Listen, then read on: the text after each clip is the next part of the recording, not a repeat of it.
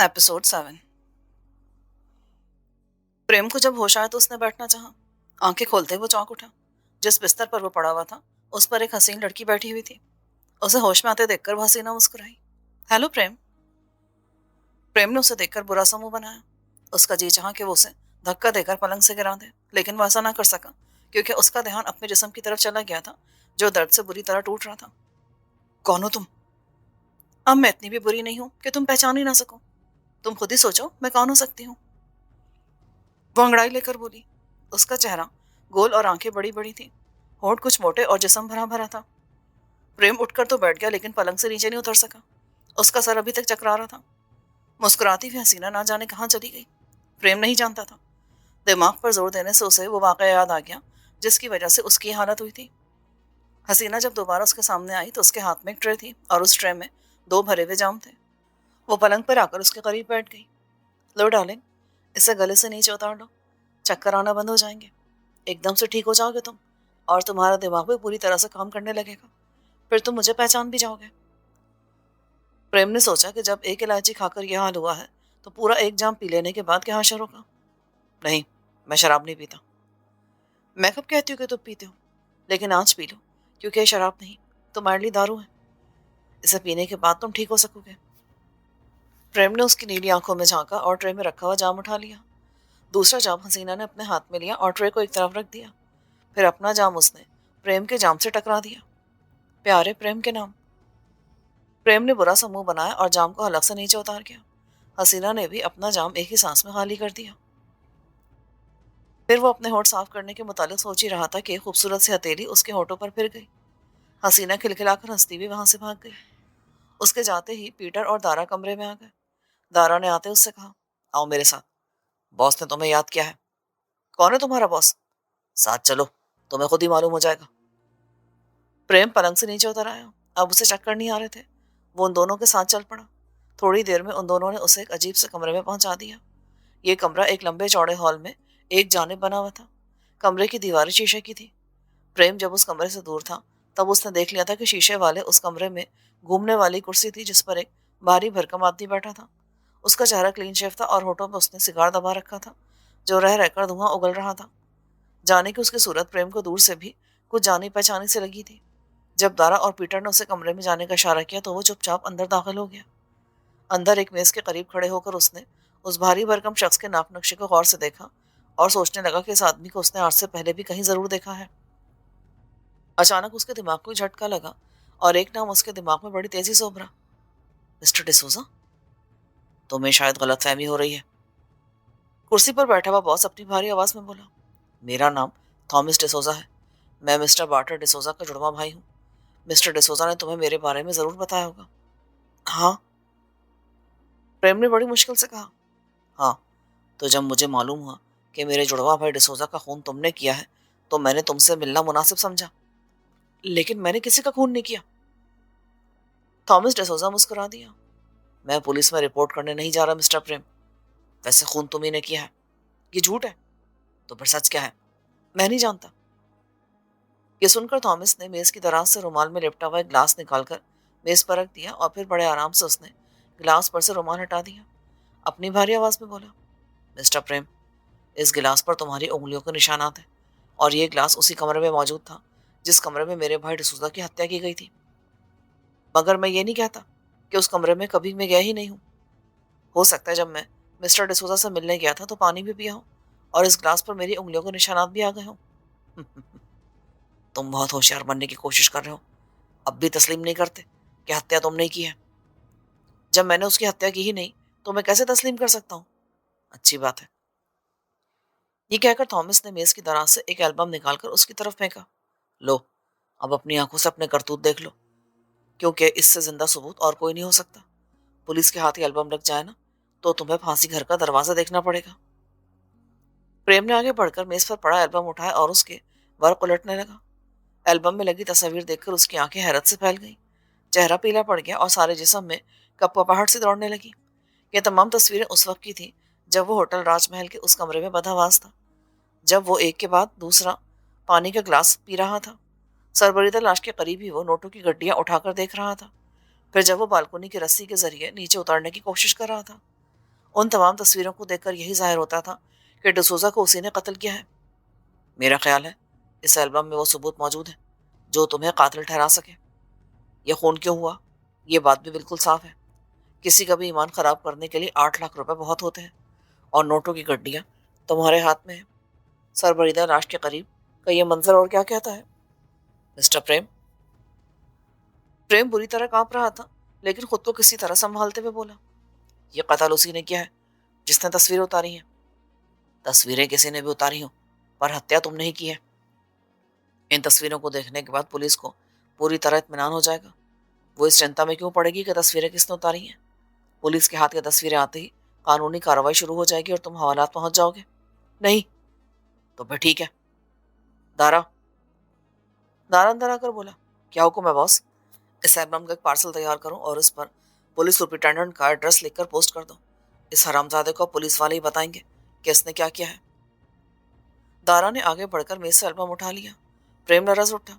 उसका जिस्म पसीने पसीने हो रहा था। जैसे ही दारा जाने के लिए मुड़ा, प्रेम ने उसे रोक लिया। जरा ठहरो। दारा रुका तो थॉमस ने कहा, एल्बम मेज पर रख दो। दारा मेज पर एल्बम रखकर वापस चला गया। हाँ तो मिस्टर प्रेम, अब तुम क्या कहते हो। मैं जानना चाहता हूँ कि मेरे साथ ये खेल आखिर क्यों खेला गया है।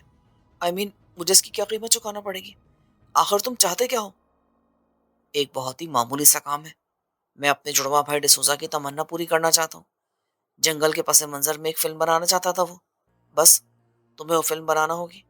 फिल्म का आइडिया मैं तुम्हें दूंगा, हुक्म मेरा चलेगा, लेकिन मैं सामने नहीं आऊंगा। शूटिंग की सारी जिम्मेदारियां तुम्हारी होंगी। उसके हिदायतकार तुम ही होगे। मैं तुम्हें जो हुक्म दूं वो तुम्हें मानना पड़ेगा। फिल्म बनाना और उसे मुकम्मल करना कोई बच्चों का खेल नहीं है। ये खेल खेलने के लिए काफी दौलत की जरूरत होती है। लेकिन फिर भी फिल्म कम बजट की होगी। फिल्म की आउटडोर शूटिंग कहाँ होगी ये हम तुम्हें बाद में बताएंगे। बाकी इंतजामात में जो कुछ खर्चा होगा वो तुम्हें दे दिया जाएगा। इतना कहकर थॉमस ने मेज की दराज खोलकर नोटों की कई गड्डियां निकाली और उन्हें मेज पर रख दिया। इसके बाद उसने मेज पर पड़े हुए एल्बम को उठाकर दराज में डाल दिया। ये नोटों की गड्डियां तुम्हारे लिए मिस्टर प्रेम। हम 1 महीने बाद आज ही के दिन फिर मिलेंगे। जिस दिन तुम्हें जिस तरह तुम्हें आज लाया गया है इसी तरह उस बार भी लाया जाएगा। देख क्या रहे हो, गड्डियां उठाओ और अपनी जेब में रख लो। प्रेम ने नोटों की गड्डियां उठाकर अपनी जेबों में ठूंस ली। तो अब मैं जाऊं। हाँ, हमारे आदमी ही तुम्हें छोड़कर आएंगे। तुम अपने आप कैसे जा सकते हो। थॉमस का इशारा पाते ही दारा दोबारा अंदर आया और प्रेम के करीब खड़ा हो गया। थोड़ी देर बाद वो प्रेम से बोला, इधर देखो मेरी तरफ, खासकर मेरी हथेली की तरफ, और मुझे बताओ कि क्या तुम मेरी हथेली का वार झेल सकते हो। इतना कहकर दारा ने अपनी खड़ी हथेली प्रेम की कनपट्टी पे दे मारी। प्रेम की आंखों में अंधेरा नाचने लगा और वो लड़खड़ा गया।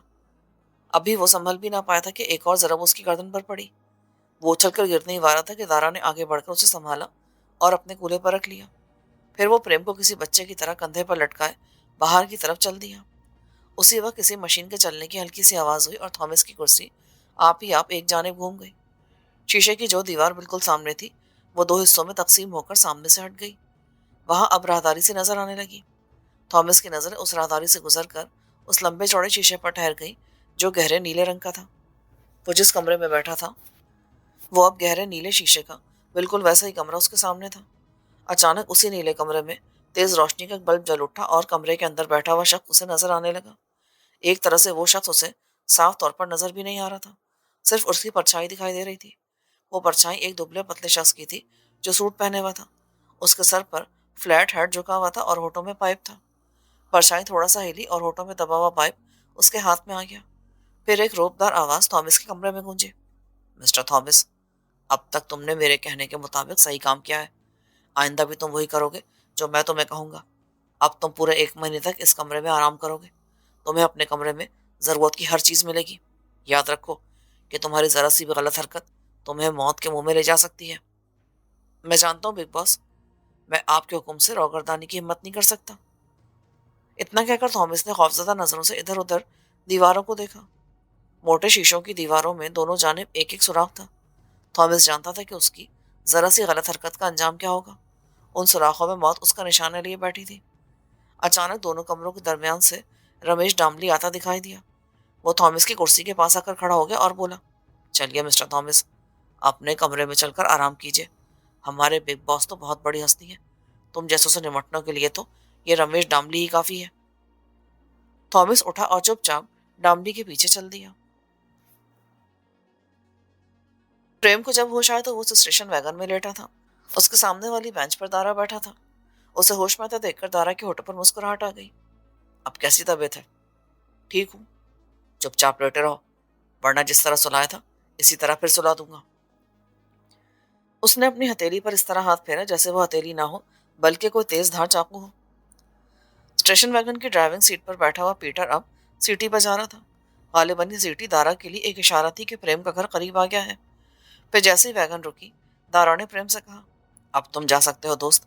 ऊपर वाले ने चाहा तो हम फिर मिलेंगे। अच्छी तरह देख लो, नोटों की गड्डियां तुम्हारे पास महफूज तो है ना? प्रेम को ख्याल आया तो उसने तेजी से अपनी जेबें टटोली। गड्डियां मौजूद थी। उसने दारा की तरफ देखा तो दारा मुस्कुराकर अजीब लहजे में बोला, मैंने तुमसे जाने के लिए कहा था मिस्टर प्रेम। बॉस के हुक्म के मुताबिक तुम फिल्म बनाने के इंतजाम करो। अगर उसमें माधड़ का कोई काम हो तो मुझे और पीटर को भी एक एक रोल दे देना। इतना कहकर दारा ने दांत निकाले और वैगन का दरवाजा खोल दिया। जैसे ही प्रेम नीचे उतरा, वैगन तेजी से चल पड़ी। प्रेम बोझल कदमों से चलता हुआ अपनी कोठी के गेट में दाखिल हो गया। रात तेजी से गुजरती जा रही थी। बिस्तर पर लेटा प्रेम रह रहकर करवटें बदल रहा था। उसकी समझ में नहीं आ रहा था कि वो किस चक्कर में फंस गया है।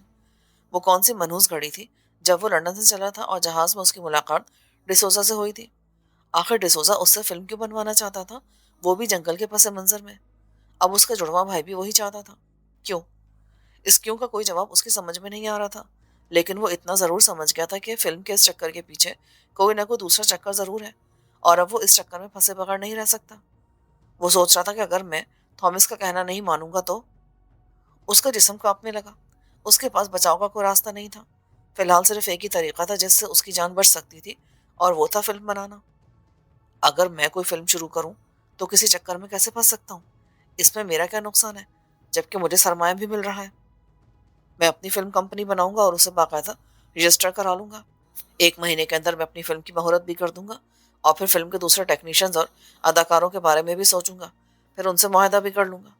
फिलहाल तो मुझे एक फिल्म कंपनी की बुनियाद रखनी है। वो उस वक्त खुद को बहुत टूटा और अकेला महसूस करा था। उसमें इतनी हिम्मत भी ना थी कि इस मामले में किसी से मशवरा ले सके। फिर 1 महीना भी गुजर गया। इस दौरान में प्रेम को सिर्फ यही एहसास था कि वो कुछ गलत लोगों के चक्कर में फंस गया है। वो लोग क्या चाहते हैं उसे मालूम नहीं था। जहां तक दौलत की बात थी तो वो उसको मिल रही थी।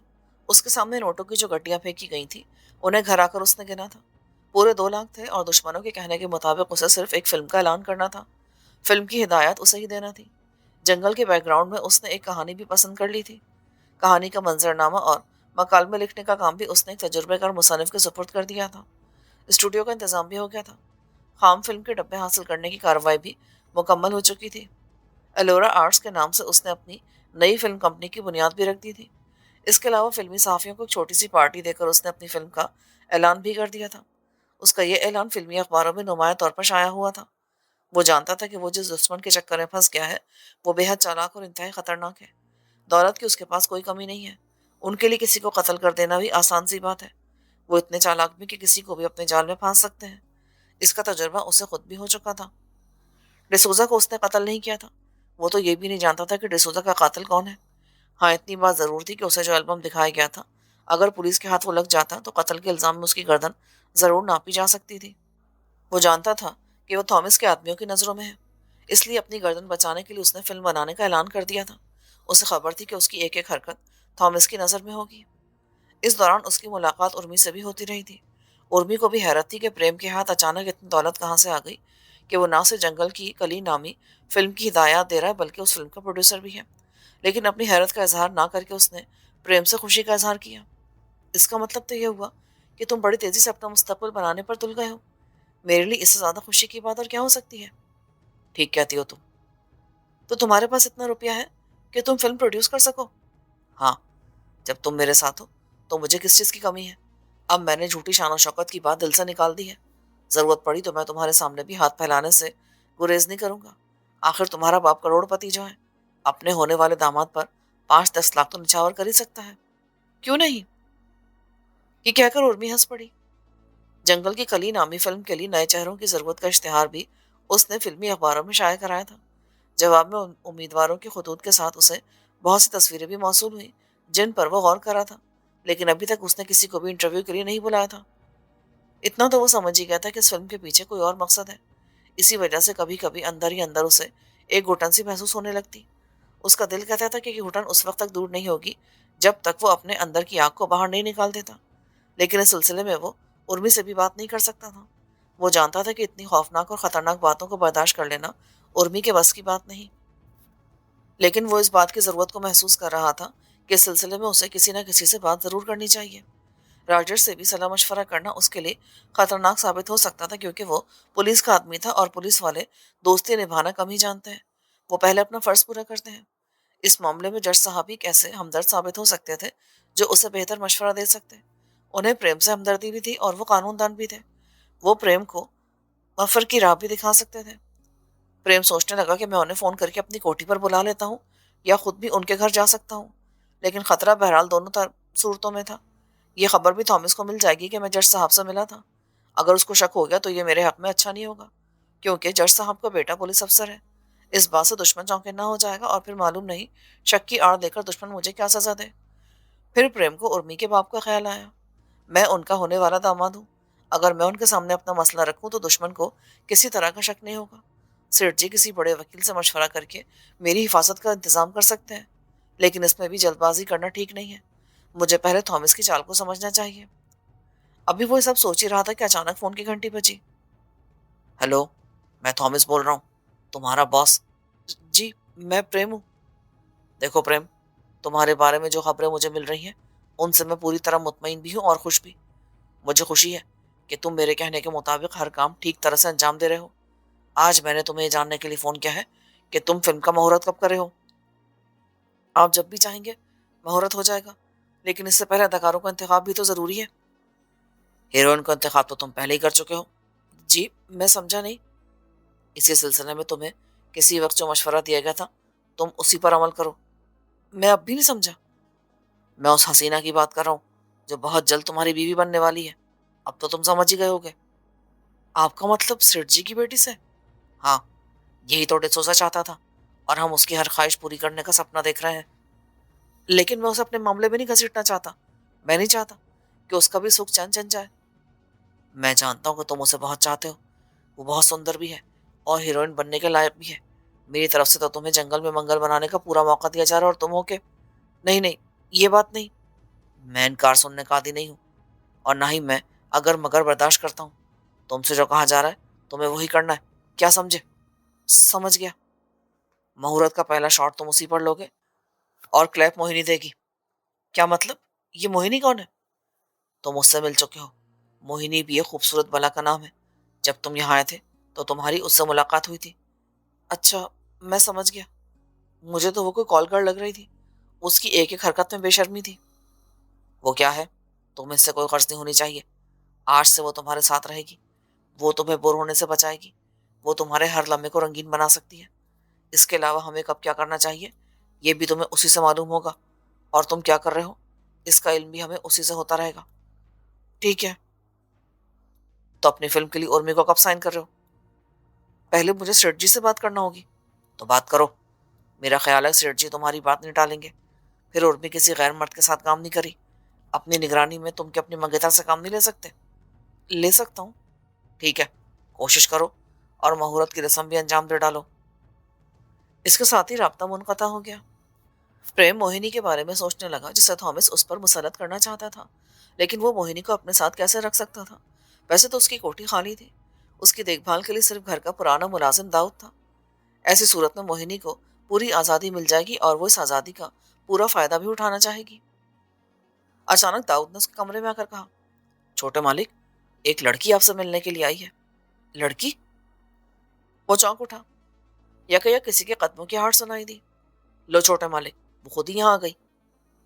दाऊद ने पलटकर दरवाजे की तरफ देखा और कहा। प्रेम ने दरवाजे में से मोहिनी को अंदर दाखिल होते देखा। तुम जाओ दाऊद। दाऊद मोहिनी को घूरता हुआ चला गया। हेलो प्रेम, कैसे हो?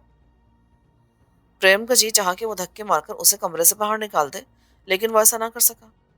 मोहिनी आहिस्ता आहिस्ता चलती हुई मेज के करीब आ गई और धीरे से उछलकर वो मेज पर बैठ गई। उस वक्त वो चूड़ीदार पजामा और बगैर आस्तीन का एक अजीब सा कुर्ता पहने थी। ए, क्या सोच रहे हो? इधर उधर क्या देख रहे हो? देखना ही है तो मेरी आंखों में देखो। कसम से, पूरी एक बोतल का नशा ना आ जाए ना तो कहना। मैं नशेबाज नहीं हूँ। मेरे पास रहोगे तो हो जाओगे। देख, क्योंकि अब मैं तुम्हारी परछाई बनकर रहूंगी। देखना यह है कि तुम अपनी परछाई से कब तक दूर रहोगे मेरे राजा। मेरा नाम राजा नहीं, प्रेम भूषण है। तुम्हारी इसी अदा पर तो दिल कुर्बान करने को जी चाहता है मेरा। वो प्रेम के सामने झुक सी गई। प्रेम हड़बड़ाकर अपनी कुर्सी से उठ खड़ा हुआ। मोहिनी जोर से हंसती। मुझे तो तुम कोई पंडित लगते हो। जब मैं तुम पर निछावर होना चाहती हूँ तो तुम अपना दामन बचाते हो। लेकिन ये जादू ऐसा है जो बड़े बड़े पंडितों के कदम भी डगमगा देता है।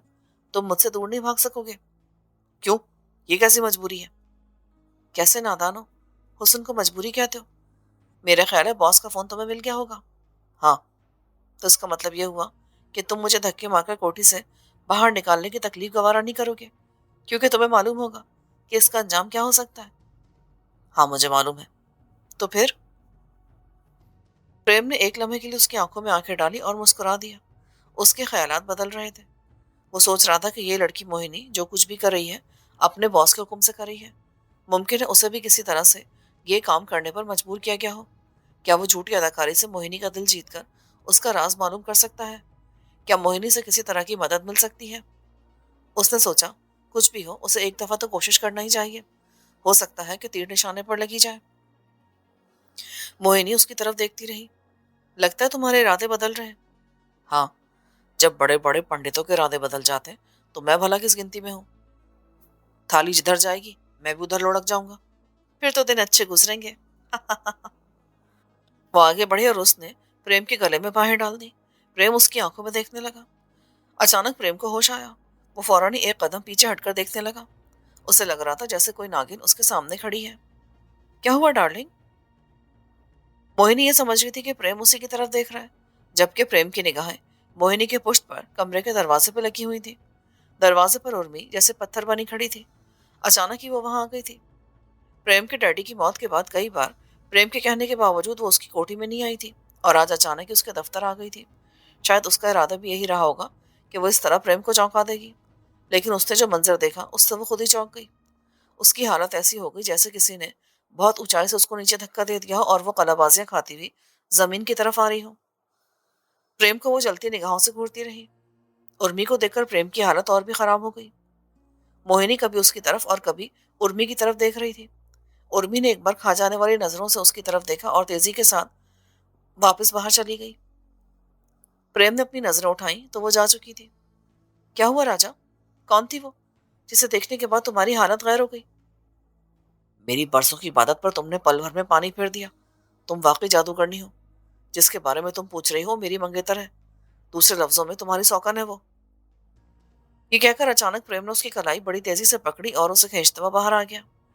वो इसी तरह मोहिनी को खींचता हुआ बेडरूम में लाया और उसकी कलाई छोड़ दी। इस दौरान मोहिनी ने किसी भी तरह का एतराज नहीं किया। वो चुपचाप उसके साथ खींची चली गई। प्रेम ने उसे बेड पर धक्का दिया। उसकी आंखों में उस वक्त किसी खूंखार जानवर जैसी चमक आ गई थी। मोहिनी सहम सी गई। अरे, की क्या करे हो? वो करवट लेकर तेजी से बेड के दूसरे किनारे से उतर गई। पागल हो गए हो क्या? हाँ, मैं सचमुच पागल हो गया हूँ। मुझे पागल करने वाली तुम हो। तुम्हारी वजह से मैं अपने होशो-हवास खो बैठा हूँ। प्रेम झपट कर उसके पास आया। अचानक मोहिनी ने अपने पर्स से पिस्तौल निकाल लिया। होश में आओ प्रेम, वरना मैं तुम्हें गोली मार। तुम मुझे गोली नहीं मार सकती। तुम्हारे पिस्तौल का यह तनाव झूठा है, क्योंकि तुम अच्छी तरह जानती हो कि मुझे तुम्हारे बॉस का एक जरूरी काम अंजाम देना है। तुम मुझे शूट करोगी तो तुम्हारा बॉस तुम्हें शूट कर देगा। मोहिनी के हाथ में दबा हुआ पिस्तौल कांपने लगा। यकायक प्रेम ने उसके हाथ पर अपना हाथ मारा और पिस्तौल छीन लिया। पिस्तौल को अपने हाथ में लेकर वो कुछ देर तक मोहिनी के सहमे हुए चेहरे को देखता रहा और फिर मुस्कुराते हुए उसने पिस्तौल को मोहिनी के पर्स में डाल दिया। फिर उसने मोहिनी के कंधे पर हाथ रखा और उसे बेड पर बिठा दिया। प्रेम के अंदर जो पागलपन जागा था वो बढ़ता ही चला गया। इस पागलपन ने उसे जैसे शैतान बना दिया था। वो बुरे भले की तमीज खो बैठा था और मोहिनी उसकी बदलती हुई कैफियत के मुतालिक सोच रही थी। उसकी जिंदगी में प्रेम को पहला मर्द नहीं था, लेकिन ये बात भी सच थी कि आज से पहले प्रेम जैसा आदमी उसकी जिंदगी में नहीं आया था। थोड़ी देर तक प्रेम वहशत भरी निगाहों से उसको घूरता रहा। फिर उसका पागलपन खत्म हो गया। मोहिनी ने करवट बदल ली और दूसरी तरफ देखने लगी। वो प्रेम की उस दोहरी शख्सियत के मुतालिक सोच रही थी। मुझे माफ कर देना मोहिनी, मैंने तुम्हारे साथ अच्छा नहीं किया। मैं अपने किए पर नादिम हूँ। कमाल है, जवाब नहीं तुम्हारा। पहले तो मुझे अपनी वहशत से डरा दिया और अब माफी मांग रहे हो। मैंने बहुत से मर्द देखे हैं प्रेम, लेकिन तुम उन सबसे अलग हो। तुम पर तो मैं अपना जीवन कुर्बान कर सकती हूँ। नहीं मोहिनी, तुम झूठ बोल रही हो। क्या मतलब? क्या तुम्हें मुझ पर विश्वास नहीं है? इतनी जल्दी किसी पर विश्वास कैसे किया जा सकता है? लेकिन अब तुम मुझसे क्या चाहते हो? मैं तुम्हारी हूँ, मेरा सब कुछ तुम्हारा है। अगर तुम ये कहो कि मेरी और सिर्फ मेरी हो, तो तुम्हारा ये दावा झूठा है, क्योंकि मुझसे पहले भी। मुझे गाली मत दो प्रेम। इस दुनिया में मजबूरी से बड़ी कोई चीज नहीं। तुम भी तो मजबूर हो। तुम्हारी हैसियत किसी भी तरह एक कठपुतली से ज्यादा नहीं है, जिसका धागे बॉस के हाथों में है। जिस तरह तुम उसके इशारों पर नाचने पर मजबूर हो, इसी तरह मैं भी मजबूर हूँ। इस तरह से तो एक ही बात साबित होती है मोहिनी। वो क्या? यही कि हम दोनों की हैसियत एक सी है। हम दोनों मजबूर हैं। हमें एक दूसरे से हमदर्दी होनी चाहिए। हाँ, क्यों नहीं। मुझे तुमसे पूरी हमदर्दी है, और मैं अब पूरे विश्वास के साथ कह सकती हूँ कि मेरे मन में हमदर्दी से बढ़कर भी कुछ है। क्या मतलब? मैं तुमसे प्रेम करने लगी हूँ प्रेम, बहुत ज्यादा प्रेम। प्रेम का मतलब जानती हो? पूरी तरह जानने का दावा तो नहीं कर सकती, लेकिन फिर भी आदमी जिससे प्यार करता है, उस पर अपनी जान भी निछावर कर सकता है। प्यार का दूसरा नाम कुर्बानी भी है, और मेरा ख्याल है तुम मेरे लिए किसी किस्म की कुर्बानी नहीं दे सकती। शाम होने वाली है। कुर्बानी की बातें करने के लिए हमारे पास पूरी रात पड़ी है। क्या ख्याल है डार्लिंग? अब तुम पंडित होने का दावा तो नहीं करोगे ना? तुम्हें मालूम है कि मुझे पीने की आदत है, और इसी आदत ने मेरी जीवन खराब कर रखा है। तो फिर कुछ बोतलें और। तुम्हारा मतलब शराब से? बॉस का काम है, तो उसकी आदत भी डालनी होगी। वैसे तो तुम्हें पैसों की फिक्र नहीं करनी चाहिए, क्योंकि फिलहाल बॉस ने तुम्हें 2 लाख दिए हैं। फिर भी अगर तुम पर कंजूसी सवार हो, तो तुम मेरे पर्स से रुपए निकाल सकते हो। ज्यादा नहीं तो कम से कम 100 रुपए वाले 10 नोट इसमें जरूर होंगे। मेरा ख्याल है मुझे तुम्हारे लिए मंगवाना ही पड़ेगी। तुम्हारा बाथरूम कहाँ है डार्लिंग? बताता हूँ अभी। पहले मैं तुम्हारे पीने पिलाने और खाने का इंतजाम कर दूं। तुम्हारे लिए डिनर भी तो होटल से मंगवाना पड़ेगा। ठीक है, मुझे फोन भी करना है। अपने लिए कपड़े भी मंगवाने हैं। आज चांदनी रात है, पूरे चांद की रात। ऐसे में मुझे खुली छत पर सोने की आदत है। ठीक है, छत पर ही सोने का इंतजाम हो जाएगा। वो रहा बाथरूम। प्रेम उसे बाथरूम का रास्ता दिखाने लगा।